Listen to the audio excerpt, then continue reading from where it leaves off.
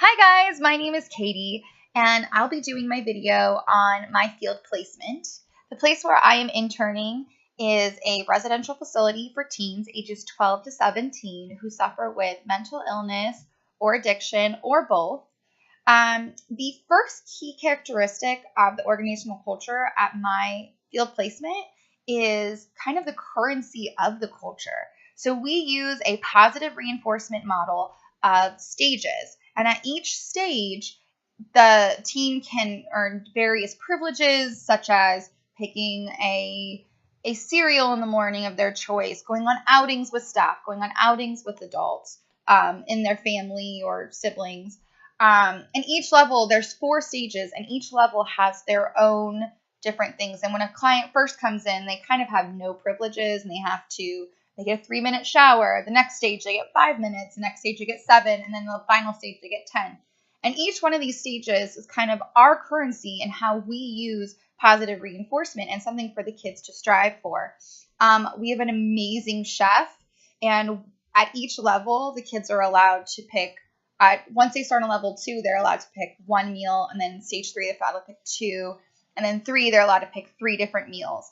And they can also pick a different snack. And so our chef will make anything, and that's a really big reinforcement for a lot of our teens.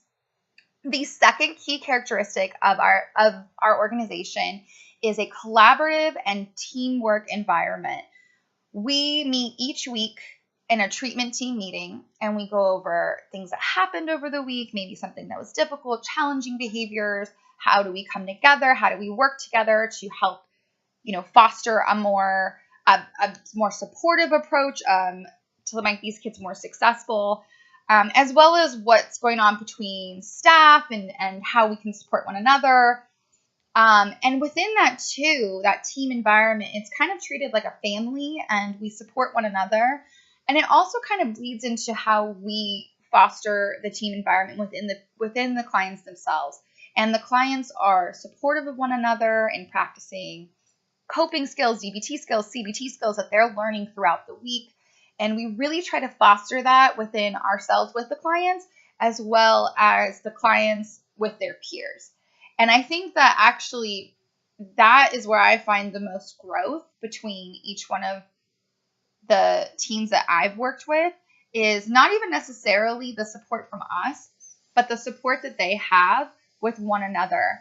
And I think that is one of the key elements that makes our program so successful. We're really good at modeling that teamwork environment, as well as providing, the ability for these kids to maybe come together when in other circumstances outside of the facility, they might not even be friends. And a lot of our clients, they'll leave and they'll be really sad to leave their friends and to leave us. And it just kind of fosters this family environment. And the kids are together 24/7. They live there. So it's important to have that and to be able to make repairs and to work together towards kind of a common goal of sobriety or regulation, emotional regulation. So all of those things I find to actually be strengths and support our working environment.